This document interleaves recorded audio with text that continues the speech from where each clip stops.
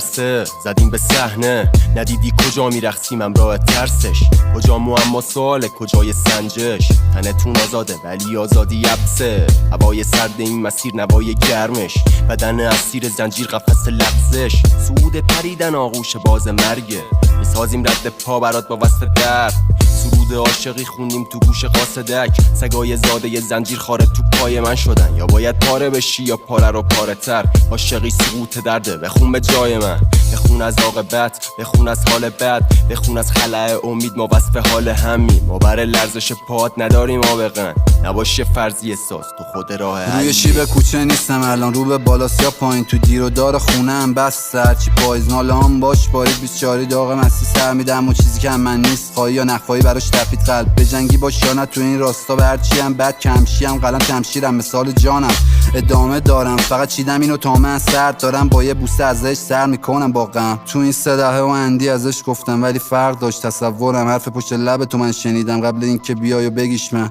باور کن که خودم هم سوالامو داشتم ولی الان میدانم چی دارم، تو این شب دور از شیب آرامش و یه چیکش میکنه درمان، همه دردامن برام مهم نیست، همه دردامن فقط مهم برام همین دردامن، سخن بی هدف پی مرواری دستی یا فیکی تو هر صدفی، ولی اینا پرت نمیکنن گمت که میکنن، صبر بشی صبح باره فکرات تو رو میخورم، میگم از این راه میبرم ولی میبرم یا نه نمیدونم گمم.